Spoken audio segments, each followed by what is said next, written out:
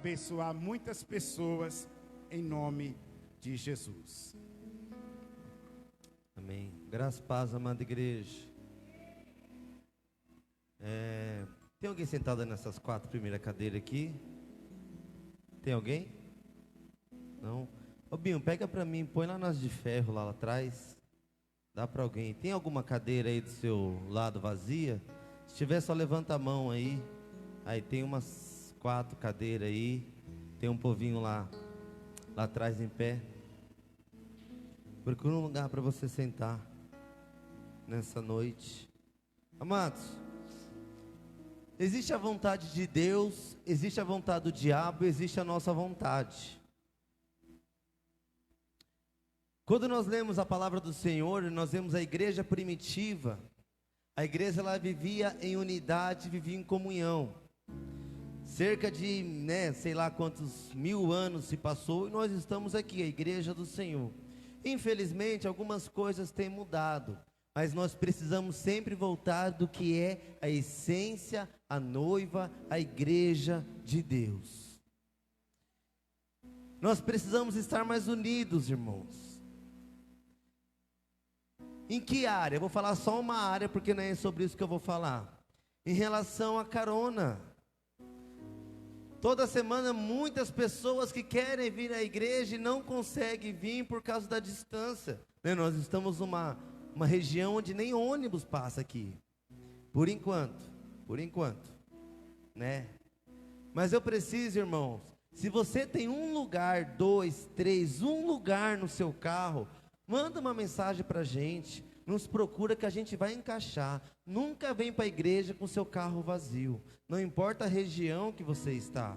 Eu já cheguei a ponto de dar 3 viagens por Sartori, para buscar pessoas no Sartori, e vejo um monte de carro vindo vazio. E muitas vezes não é porque você não quer trazer, porque muitas vezes você nem sabe que há uma necessidade. Então sempre que você vê os irmãos ali no Sartori, num Café Tesouro, já dá uma carona para os irmãos, para que nós possamos estar juntos em comunhão, amém? E não venha com o seu carro vazio, porque chegar no céu, você vai ser cobrado pelo Pai, tá bom? Amém? Abra sua Bíblia, em Gênesis capítulo 1.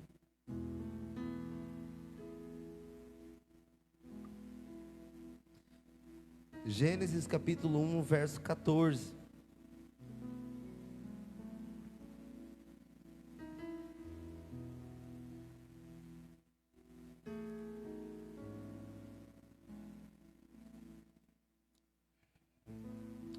Antes de nós lermos, feche seus olhos, vamos orar ao Senhor.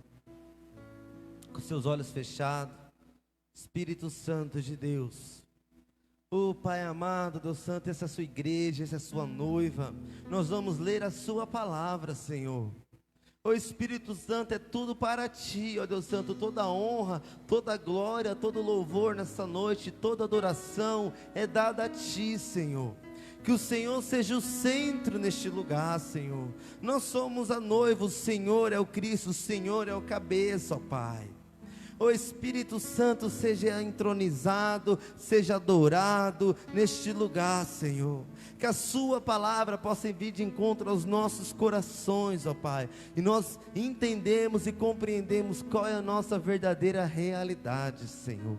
Espírito Santo, venha nos quebrar nessa noite. Que o seu nome possa crescer neste lugar, Senhor. E toda honra, toda glória, toda adoração seja dada exclusivamente e 100% somente a ti, Deus, em nome do Senhor Jesus. Gênesis capítulo 1, verso 14, diz assim: Disse Deus: haja luminares no firmamento do céu para separar o dia da noite. Sirvam eles de sinai para marcar as estações, dias e anos. E sirvam de luminares no firmamento do céu para iluminar a terra. E assim foi. Deus fez os 2 grandes luminares, o maior para governar o dia e o menor para governar a noite. Fez também as estrelas. Deus os colocou no firmamento do céu para iluminar a terra, governar o dia e a noite e separar a luz das trevas. E Deus viu que ficou bom. Passaram-se a tarde e a manhã, este foi o quarto dia. Capítulo 2, verso 7. Gênesis 2, 7 diz assim: Então o Senhor Deus formou o homem do pó da terra, e soprou em suas narinas o fôlego de vida, e o homem se tornou um ser vivente. Amém? Irmãos, o sol é milhões de vezes maior do que a terra. Deus, quando decidiu criar tudo que está ao nosso redor, Ele olhou e falou: haja, e houve. Isso mostra o tamanho do poder de Deus. Um dia uma pessoa me perguntou por que Deus criou um universo tão grande. A ciência fala que existe mais estrelas no céu do que areias no mar. E o planeta Terra é tão pequeno comparado ao Sol e a outros planetas.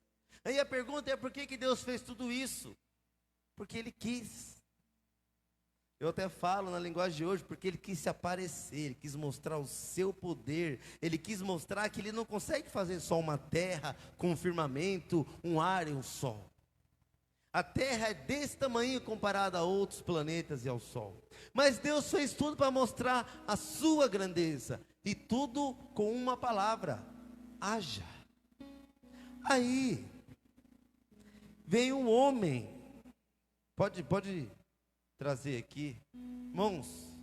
Pedir para colocar uma roupa no cidadão, na cidadã aqui, porque hoje o homem pecou e às vezes você vê um manequim, muita gente já não vai até prestar atenção. Pode deitar ela aí.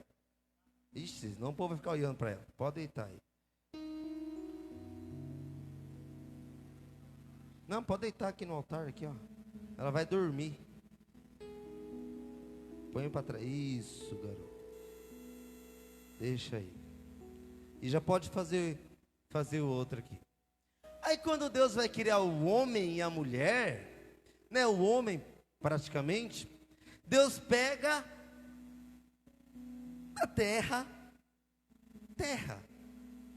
A Bíblia diz, como nós lemos, Ele sopra nas narinas e passa a ter vida.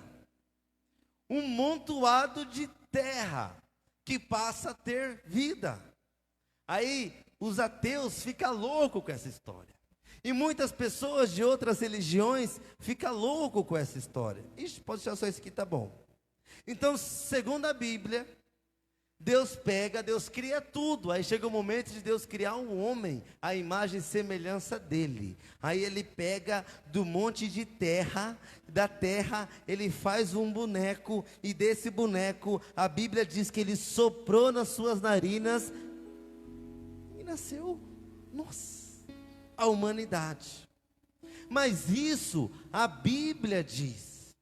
Mas o que a ciência diz sobre a humanidade? Como que o nosso corpo é feito? Que material que tem o nosso corpo? Eu coloquei aqui, coloca para mim, os elementos químicos que existem no nosso corpo. Isso é o que a ciência diz.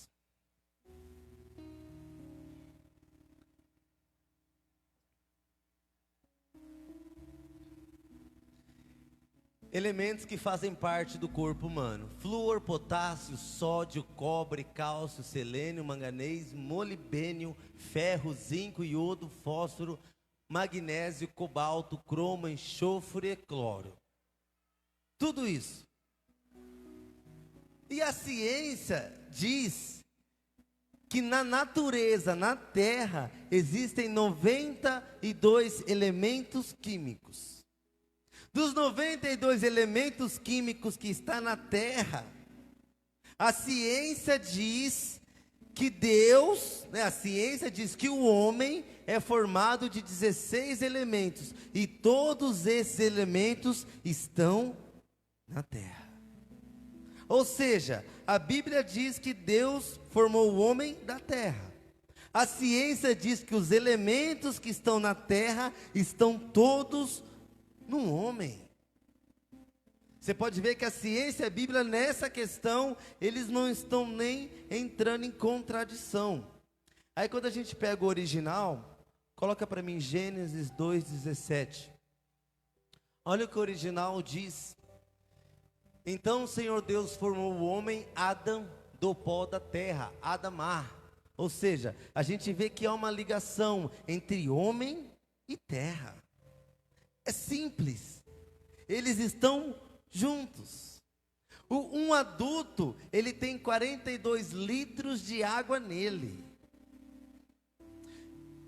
O que Deus fez? Deus pega a terra, os elementos da terra, junto com a água, faz o boneco. Mas aí precisava ter vida.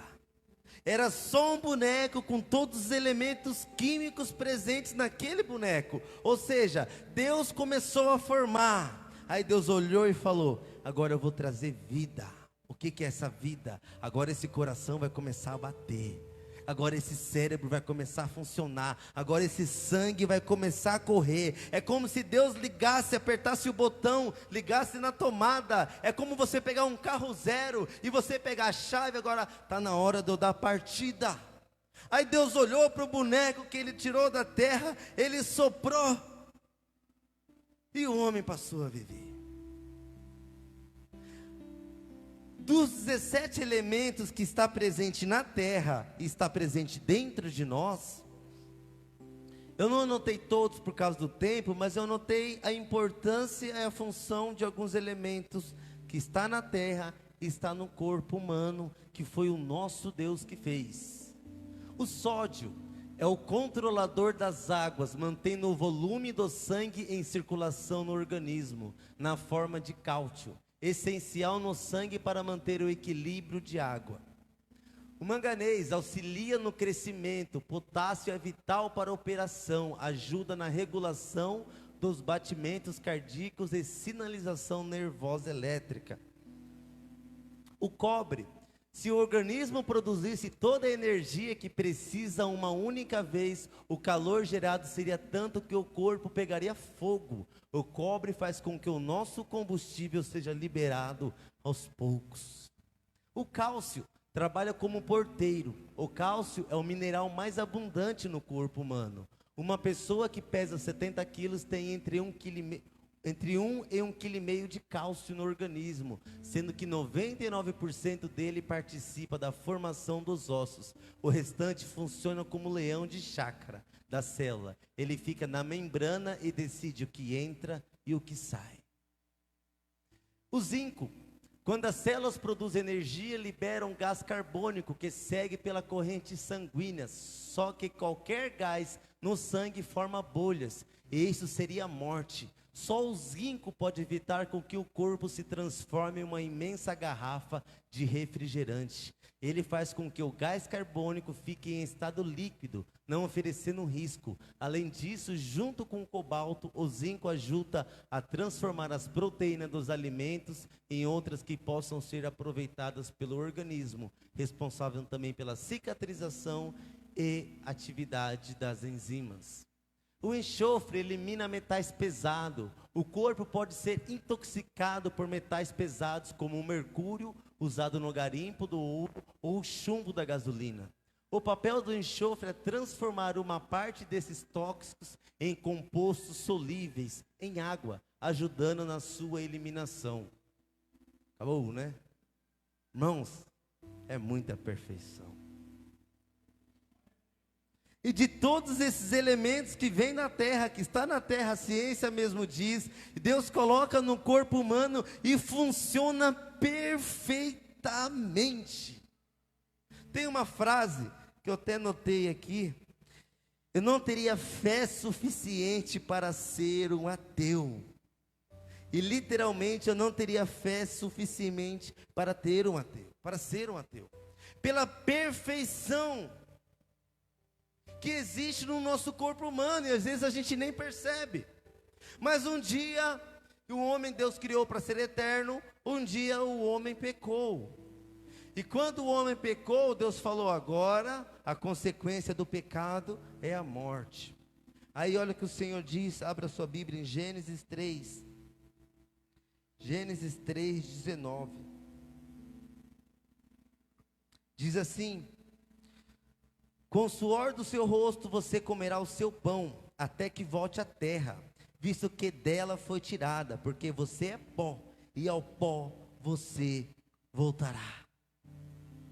A partir do momento que o homem peca, Deus olha e fala: ó, você veio do pó, eu fiz você do pó, e agora você vai voltar para o pó. E é o que acontece conosco, todos nós um dia viemos do pó e voltaremos ao pó. Aí a pergunta é, se nós voltaremos ao pó, e o Espírito? E o sopro de vida? Porque Deus soprou e trouxe vida para nós. Mas o que acontece quando o homem volta ao pó? Coloca para mim, Eclesiastes 12:7. Vamos ver o que a palavra diz. O pó volte à terra de onde veio, e o Espírito volte a que o deu. Ou seja, o pó volte à terra. Essa palavra Espírito, se você pegar no original, é a mesma palavra que diz em Gênesis o fôlego de vida. Ou seja, a Bíblia está dizendo que o pó vai voltar para o pó, a gente vai voltar para o pó. O fôlego de vida que trouxe vida vai voltar para Deus. Mas isso a Bíblia está dizendo. Mas o que será que a ciência fala de quando um humano morre? Vamos ver o que a ciência fala. Está parecendo pregação para ateu hoje. Mas, amém. Coloca para mim, Du. O fato é que todo ser humano vive um relacionamento sério com aproximadamente 100 trilhões de bactérias durante a vida. Essas bactérias, na maioria das vezes, usam o nosso corpo como moradia e não nos causam problema. Porém, quando elas são os únicos vestígios de vida, fazem a festa e acabam literalmente conosco. Olha quando o sopro de vida sai do homem. A primeira e a mais esquisita: o próprio corpo come a si próprio. O que a Bíblia diz? Que o pó volta à terra. O que a ciência diz? Que o próprio corpo come a si próprio, a terra volte à terra. Quando alguém morre, a oxigenação para de acontecer e o organismo se desequilibra. Os minerais como sódio e potássio, importantes para o metabolismo, deixam de ser produzidos. Com isso, as células se desestabilizam e passam a digerir o próprio corpo, diz o fisiologista e professor de medicina legal, o Marco Aurélio, da Universidade de São Paulo, da USP. Irmãos, a ciência, apaga essa luz para mim, por favor. A ciência diz que quando o homem morre, vira uma bagunça dentro do corpo humano. Os próprios elementos químicos que existem dentro do corpo humano viram uma bagunça. Por quê? Porque o fôlego de vida, que é o que trazia organização para o nosso corpo funcionar perfeitamente, o fôlego de vida volta para Deus. A partir do momento que o fôlego de vida volta para Deus, vira uma bagunça. E a ciência e a Bíblia, o próprio Deus está dizendo que pó volta para o pó. Por que eu estou falando tudo isso? Simplesmente para nós entendermos essa noite que nós somos pó. Pode ser um rico, pode ser o presidente, todos vai voltar para o pó. Steve Jobs, é isso, Marcos? Steve Jobs. Alguém sabe quem é Steve Jobs? Sou bom de inglês. Quem que é Steve Jobs? O dono da Apple. Aos 56 anos ele morreu. Ele estava com uma doença, ele deu um câncer no pâncreas. Deu uma parada respiratória e morreu. A Apple é a marca mais valiosa do mundo. Ele não poderia chegar até Deus e falar: Deus, eu te dou toda a minha fortuna, eu te dou a marca mais valiosa do mundo, mas deixa o seu sopro de vida comigo, eu não quero morrer. Não adianta, porque Deus falou que todos nós viemos do pó, iremos voltar para o pó. O homem mais rico do mundo, dono da Amazon, ele tem nada mais, nada menos que 110 bilhões de dólares. Isso dá cerca de 450 bilhões de reais. É muito dinheiro. Mas um dia, ele está vivo, mas um dia ele poderia chegar e orar a Deus: eu te dou 450 bilhões de dólares. Deixa eu viver mais um minuto. Não dá. Por quê? Porque o sopro de vida não se negocia. Eclesiastes 3:20. Todos vão para o mesmo lugar, vieram todos e ao pó retornaremos. Rico, pobre, alto, baixo, todo mundo vai voltar para o pó. Irmãos, a gente não é nada, irmãos. Essa mensagem nessa noite é para você entender que você não é nada e eu não somos nada.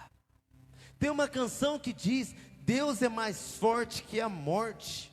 Por quê? Porque a morte é algo tão poderoso que quando a morte vem, já era. Por isso que essa canção diz: Deus é mais forte, porque só Deus pode voltar a colocar o fôlego de vida, se Ele quiser. Mas todos nós voltaremos ao pó. Tem um engenheiro que morreu aos 70 e poucos anos, e a família decidiu, pagou 28 mil reais, mandou o cadáver para os Estados Unidos, numa empresa que congela cadáver. Eles gastam R$1.000 por dia para manter o pai congelado, na esperança de um dia a tecnologia conseguir trazer vida de volta. Não dá. Porque a Bíblia está dizendo que o homem veio do pó, e ao pó o homem vai voltar. Um dia Jó, no seu sofrimento, ele teve um encontro com 3 amigos, e 3 amigos começou a questionar daquele sofrimento de Jó, e os amigos começaram a falar para ele: você está sofrendo porque você pecou, você está sofrendo porque você foi egoísta, é por isso que você está no sofrimento, é o castigo de Deus para você. Mas o 4º amigo de Jó, ele começa a entender melhor o que Jó está passando, e olha o que ele diz em Jó capítulo 33, verso 6. Sou igual a você diante de Deus, eu também fui feito do barro. Às vezes a gente vê certas lutas como a de Jó, irmãos, que a gente não tem resposta. Mas Eliú, o 4º amigo de Jó, o mais jovem, ele entendeu que ele veio do barro, ele entendeu que ele, Jó, vai voltar do barro. Não tem o que fazer, irmãos. Davi também entendeu isso. Salmo 103, 13. Tanta gente que entende. Como um pai tem compaixão dos seus filhos, assim o Senhor tem compaixão dos que o temem. Pois Ele sabe do que somos formados. Lembra-se de que somos pó. A vida do homem é semelhante à relva. Ele floresce como a flor do campo, que se vai quando sopra o vento e nem se sabe mais o lugar que ocupava. Nós somos pó, irmão. Nós somos tão passageiro. Por que eu estou falando isso nessa noite? Porque quando você vê na Bíblia, os discípulos discutindo quem era o maior, por exemplo. Mas a gente não consegue entender que é pó discutindo com pó para ver quem é o maior, mas é tudo pó. Irmãos, há uma vaidade dentro de nós. Às vezes a gente se acha tanto, com as nossas roupas, com a nossa carreira, com os nossos amigos, com a nossa profissão, mas Deus está dizendo que a gente é só pó. E o que é que nós vemos hoje? Pessoas brigando com pessoas, pó brigando com pó, pó não falando com pó, pó virando a cara para pó, mas é tudo pó, não é nada, irmãos. Às vezes a gente começa a se achar alguma coisa, mas Deus diz que a gente não é nada, é um monte de pó junto, e quando o sopro de vida sai, na hora a gente morre. Irmãos, um mosquitinho da dengue pode matar você. Você não entende que você é um monte de terra com sopro de vida? A gente é um monte de pó com maquiagem, um monte de pó com roupa, um monte de pó que não está conversando com um monte de pó, um monte de pó que não consegue lidar com um monte de pó, mas é tudo pó, é tudo terra. Olha o que o Senhor diz em Mateus 6:27. Quem de vocês, por mais que se preocupe, pode acrescentar uma hora que seja a sua vida? Não adianta, irmãos. Quando chegar, acabou. Não adianta negociar, não adianta oferecer. Um dia todos nós voltaremos ao pó. E o que nós vemos hoje? Por exemplo, quando você pega a rede social, irmãos, tem tanta gente que parece que não é pó. Os donos da razão, os que não gostam daquilo, os que criticam aquilo, os que criticam a igreja, tem tantas pessoas, parece que a pessoa é um Deus que pode olhar para a igreja e falar: a igreja está errada, a igreja está certa. Tem tantas pessoas expondo os seus pecados, tem tantas pessoas brincando com o evangelho, mas um dia Deus vai chegar e Deus vai falar: chegou a hora de você ir ao pó. Deus pega o sopro de vida e essa pessoa volta a ser isso daqui. A gente é só isso daqui. Até quando a gente vai pensar que a gente é alguma coisa, sendo que a gente é só pó? Eu vi uma pesquisa que tinha pessoas que estavam com medo de entrar na praia por causa dos tubarões, né? Que tem praias no Nordeste que tem tubarão. E uma pesquisa mostrou que é mais fácil, mais pessoas morrem descansando embaixo do coqueiro e um coco bater na sua cabeça, ela morrer, do que ser atacada por um tubarão. Um coco que bate na cabeça, irmão, e a pessoa morre. Por quê?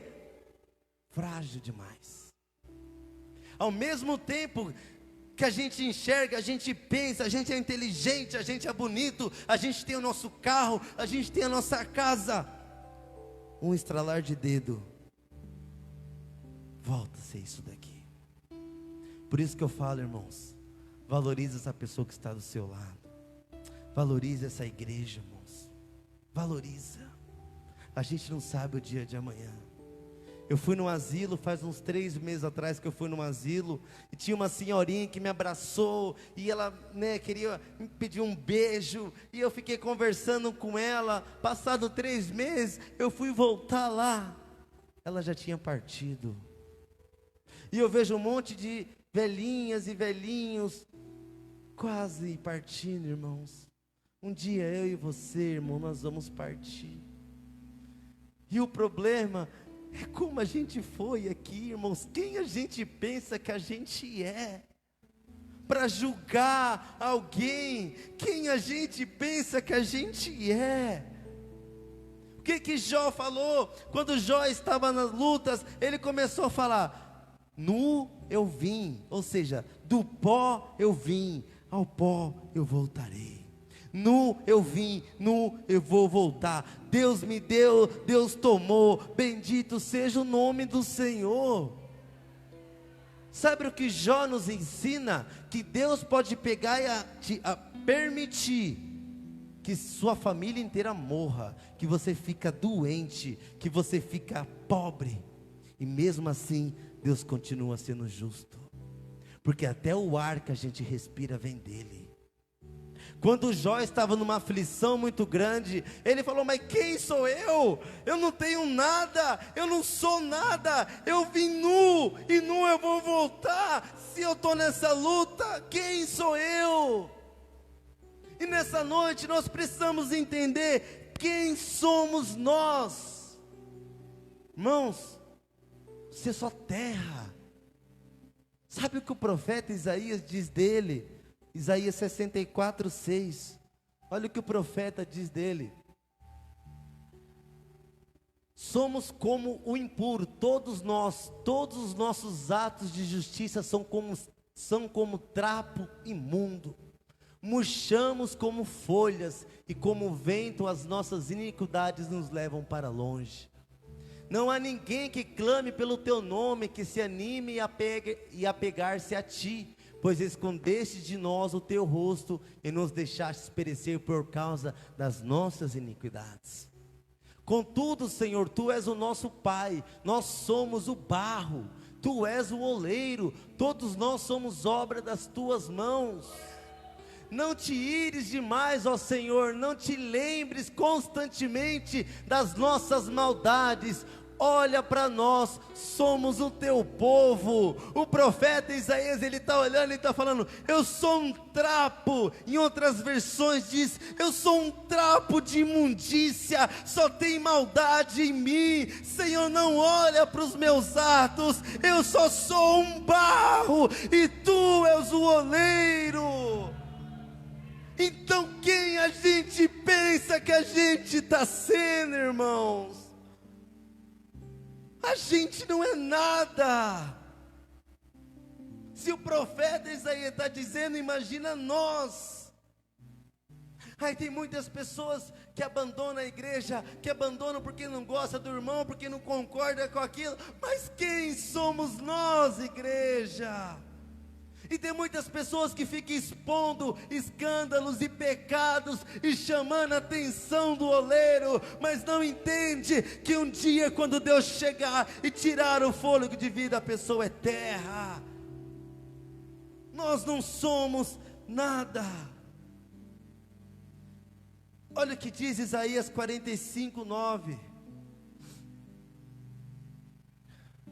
Ai daquele que contende com seu Criador, daquele que não passa de um caco entre os cacos no chão. Acaso o barro pode dizer ao oleiro: o que você está fazendo? Será que a obra que você faz pode dizer: ele não tem mãos? Ai daquele que diz a seu pai: o que você gerou? Ou a sua mãe: o que você deu à luz? Assim diz o Senhor, o Santo de Israel, o seu Criador, a respeito das coisas vindouras. Você me pergunta sobre os meus filhos, ou me dá ordem sobre o trabalho das minhas mãos. Fui eu que fiz a terra, e nela criei a humanidade. Minhas próprias mãos estenderam os céus, e dispus o seu exército de estrelas. Deus olha e fala: mas quem vocês pensam que vocês são? Quando eu vejo pessoas falando assim: eu não gosto de igreja, eu não concordo com igreja, eu não preciso de igreja. Aí Deus olha: mas quem você pensa que você é para não gostar de igreja? Acaso o barro pode dizer para o oleiro que não está gostando do que o oleiro está fazendo? E Deus faz uma ilustração. É como se o filho acabasse de nascer e olhasse para o pai e falou: mas o que o senhor fez? E olhasse para a mãe e falasse: mas o que a senhora fez, mãe? Ou seja, é um absurdo. E nós somos o absurdo, irmãos. Nós somos esse filho que, quando começa as suas lutas, que quando aparece o que você não consegue entender, por que Deus não está fazendo, ai Senhor, por que essa luta não dá mais para mim? Ministério não dá mais para mim, igreja não dá mais para mim, porque eu estou nessa luta, porque as pessoas é isso, porque nada acontece. Aí Deus olha e fala: mas quem vocês pensam que são? É como se Deus olhasse e falasse: vocês não podem ter opinião, porque vocês só são terra. Se eu estou fazendo, se eu não estou fazendo, se eu estou usando, se eu não estou usando, é problema meu, porque eu que criei, é as minhas mãos. E Deus finaliza falando: olha para as estrelas. Aí que eu entro lá no começo que eu falei, que Deus fez tudo para mostrar a grandeza dele, e para mostrar o quão a gente é pó. Por exemplo, um cego. É justo uma pessoa nascer cega? Aos olhos humanos é justo? Aos olhos humanos não. Por quê? Porque eu enxergo e aquela pessoa, ela nasceu cega. Então isso é injusto aos olhos humanos. Vamos entender os olhos de Deus. Põe o vídeo para mim.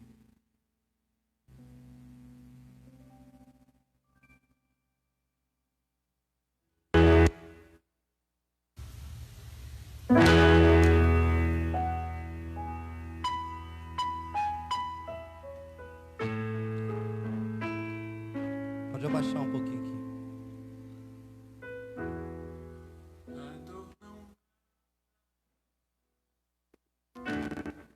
Se Deus está presente, só quem caminha com Ele.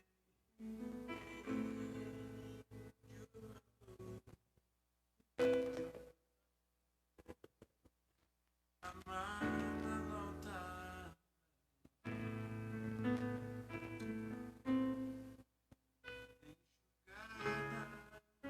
Pode voltar o vídeo, acerta o áudio pra gente.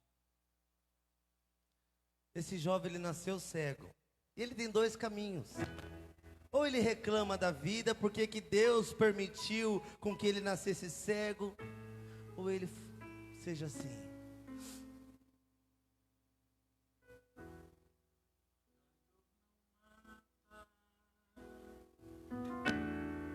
Se Deus está presente, só quem caminha com Ele entende o valor de uma lágrima derramada lotada dor,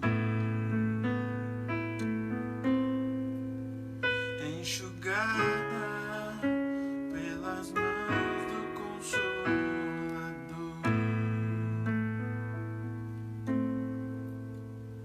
Se Ele quiser, Ele ressuscita mortos,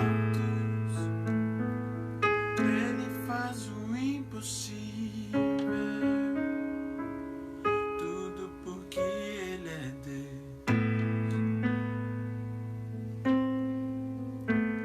Mas se Ele não quer que aconteça do meu jeito, eu declaro que eu aceito. E agora o milagre sou eu não vou parar, vou continuar te adorando, Deus. O milagre sou eu, eu não vou parar, vou continuar te adorando, Deus. O milagre sou eu. Se Ele quiser, Ele ressuscita mortos, Ele faz o impossível, tudo porque Ele é Deus.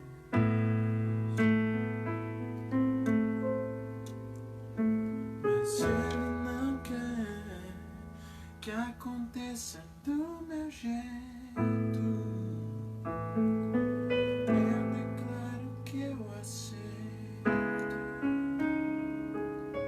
E agora o milagre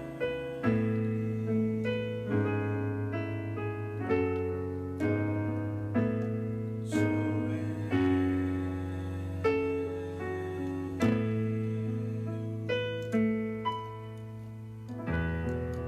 Agora a pergunta é, pode deixar apagado. Você aceita o jeito de Deus? Do oleiro? Ou nas suas lutas? Porque para mim isso é uma luta. Nunca tem enxergado este mundo e uma pessoa chegar e falar: o milagre sou eu. Sabe por que ele canta isso? Porque ele está respirando, porque ele está ouvindo, porque a vida já é um milagre. Os seus problemas não é nada, irmãos. Os seus problemas é um monte de problema numa terra. Tem um texto, coloca o texto dele para mim. Nesse vídeo ele colocou esse texto. Estava pensando, que legenda colocar nesse vídeo sem me vitimizar? Galera, para vocês que ainda não sabem, eu tenho 20 anos e sim, sou cego total. Nasci de 5 meses de gestação. Em 1999 não tinha chance alguma de alguém de menos de 1 quilo que nasceu de 5 meses sobreviver.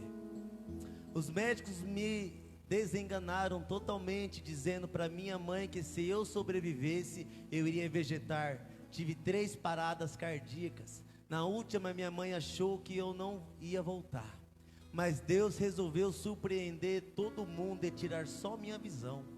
Por isso que eu sempre digo que eu sou a prova real de que Ele ainda faz milagres. Eu poderia me vitimizar em todas as minhas ministrações, usar minha cegueira para que vocês tenham dó de mim, ou para emocionar as pessoas para que me vejam como super-herói, ou como o cego que canta e toca teclado. Mas decidi escrever minha história, que ainda estou escrevendo, sem vitimismo, e só dizendo que eu e você temos um Pai que é capaz de fazer o que achamos impossível se tornar possível, e muito além do que pedimos ou pensamos. Aí a pergunta é, mas se Deus operou esse milagre, por que que Deus deixou ele cego? Eu não sei, irmãos. Eu sou pó. Pó não entende o que o oleiro está fazendo. Pó não entende por que que o oleiro fez e por que que o oleiro não fez. A gente não tem que entender Deus, a gente tem que crer em Deus, irmãos. Entender que se Ele está fazendo, Ele é o nosso Pai, Ele sabe o melhor para as nossas vidas. Nós precisamos parar de encostar Deus na parede com os nossos problemas e os nossos questionamentos, porque Deus fez ou porque Deus não fez. Essa canção é da Eixla, cantora Eixla, pastora Eixla. E ela, aos 17 anos, perdeu o filho dela. E a Eixla, ela cantou essa canção. E ela está sofrendo. Ela ainda está sofrendo com a perca do seu filho de meningite. 17 anos. Teria um futuro brilhante pela frente. Mas aos 17 anos ele voltou para o pó. A Bíblia diz que todos nós vamos voltar para o pó, seja com 1 mês ou seja com 100 anos. Ele foi com 17 anos. E a pergunta é, por que Deus? Não sei. Eu não posso responder porque eu não sou Deus. Na sua luta, nas suas percas, nas suas dores, eu não posso responder porque eu não sou oleiro. Eu só sou mais um caco como você. Mas uma visão espiritual que eu tive da Eixla, que compôs essa canção, irmãos, a Bíblia diz que Jesus está à direita do Pai intercedendo por nós. Eu tive uma visão de Jesus olhando para Deus assim, falando, Pai, a Eixla está sofrendo, a Eixla perdeu seu filho, olha como ela está, Pai, ela não consegue fazer nada, porque a Eixla não conseguia cantar, pregar, sair de casa. Eu aprendi no curso terça-feira, que o que o Pai pensa exatamente, que o Filho pensa exatamente, que o Espírito Santo pensa. Há uma unidade, há uma comunhão, é a Trindade como se fosse um só em pensamento.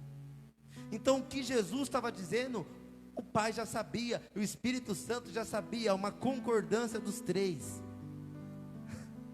Aí eu imagino Jesus falando para o Pai, aí Jesus olhando assim, falando, Deus, vamos fazer, Pai? Aí o Pai olhando para Jesus e falando assim, filho, vamos fazer que nem eu fiz com você, com Simão Cirineu? O que Deus fez com Simão Cirineu? Jesus estava carregando aquela cruz, mas chegou um tempo que Jesus não estava mais aguentando carregar a cruz. Aí o guarda que estava batendo em Jesus, simplesmente, o guarda olhou assim para um homem chamado Simão Cirineu e falou, ajuda Jesus. Por quê? Porque Deus quis. Não é um homem que quis, não é que o guarda teve dó, não. Mas Satanás estava usando um guarda para atacar Jesus. Chegou um momento que Deus, o arquiteto do universo, olhou assim e falou: sai, Satanás, eu vou usar isso aqui. Guarda, fala para o Simão Sirineu ajudar Jesus. E a Bíblia diz que Jesus estava de um lado e o Simão Sirineu estava do lado até chegar ao Gólgota. Às vezes a gente precisa trilhar esse caminho da cruz. Às vezes Deus não impede esse caminho da cruz de você trilhar. Seja o seu vício, o seu problema, a sua perca, as suas dores, você vai trilhar. Mas Ele manda um Simão Sirineu. Aí o pai olhou e se falou: lembra do Simão Sirineu? Vamos usar um ímpio também para ajudar a Êxila? Vamos. Quem? Vamos usar o Gugu. Vamos. E olha o que aconteceu. Põe para mim o vídeo. Quando o oleiro quer, ninguém pode impedir. Êxila perdeu o filho mais velho, vítima de meningite. E nos deu uma entrevista emocionante. Todos os que ele mais amava foram lá e se despediram dele, com ele vivo, com o coração batendo. Como estará a cantora hoje, 4 meses após a morte precoce de Mateus? A gente tem que reaprender a viver sem alguém que a gente ama. Eu declaro que eu aceito. E o marido e o outro filho de Êxila, como sobreviveram a uma dor tão profunda? Eu tenho fé, eu sei que eu vou encontrar ele um dia ainda, então. Eles falam pela primeira vez na TV sobre onde encontraram forças para superar essa perda. Deus levou o Mateus, mas o Lucas ainda está aqui. Fizemos uma surpresa para Êxila. Reunimos as melhores amigas e também cantoras, Fernanda Brum, Cassiane, Bruna Carla e Lislane, para uma homenagem no palco. Ele ressuscita as mortes. A reação dela vai emocionar. Ele faz o impossível. Com meu filho. Se o Senhor levar o meu filho, eu vou morrer junto. O Senhor está entendendo, Deus, que eu não vou conseguir ficar vivo? O Senhor está entendendo que eu não vou ter mais nada para cantar, que nunca mais eu vou compor uma canção? Mas 2 dias após a morte do filho, ela foi presenteada com uma inspiração especial. E aí Deus me dá uma canção que o título dela é O Milagre Sou Eu. E agora o milagre. De novo, gente. Só esse final. Pode ser? E como que é pra você cantar essa música? É difícil? As primeiras Que mensagem que ela te vezes, traz? que eu cantei foi quase insuportável. Mas agora tem sido um pouco mais fácil cantá-la. E eu sempre me apego muito na certeza de que tem alguém passando por uma situação até pior do que a minha. Isso me consola. Se eu sou um milagre, então eu quero que esse milagre se multiplique, Tati. Eu quero que esse milagre se transforme em outras mães que superaram seu luto. 17 anos. Qual o maior aprendizado que você acha que o Mateus deixou pra você, pro Odilon e pro Lucas? Eu acho que quando a gente perde alguém que ama, alguém tão próximo, é que definitivamente pessoas são muito mais importantes do que coisas. Não tem diploma, não tem posição nessa vida, não tem sonho material mais precioso do que a presença daqueles que nós amamos ao nosso lado. E eu espero que eu nunca esqueça, nunca, quanto as pessoas são preciosas, porque nessa hora mais difícil da nossa vida, não foram coisas que nos consolaram, foram pessoas usadas por Deus para nos abraçar, para nos dar suporte, palavras e abraços. O que você vai cantar pra gente essa noite? O nome dela é O Milagre Sou Eu. Eu escrevi 2 dias depois que Deus levou Mateus. Milagre. Em primeira mão aqui no seu programa. Obrigado, Estela. Eu que agradeço.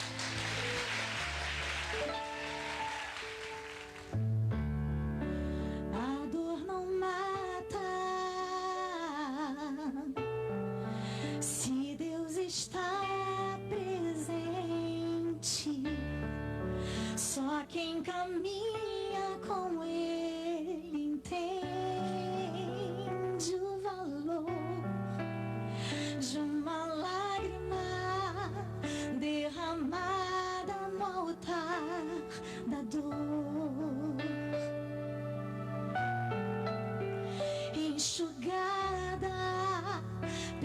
nas mãos do Consolador.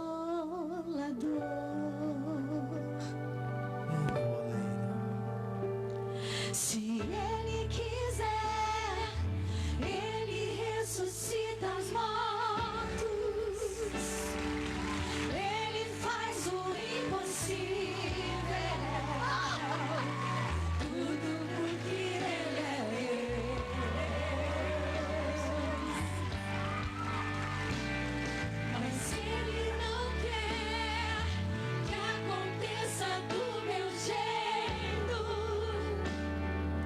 Eu declaro que eu aceito. E agora o milagre sou eu.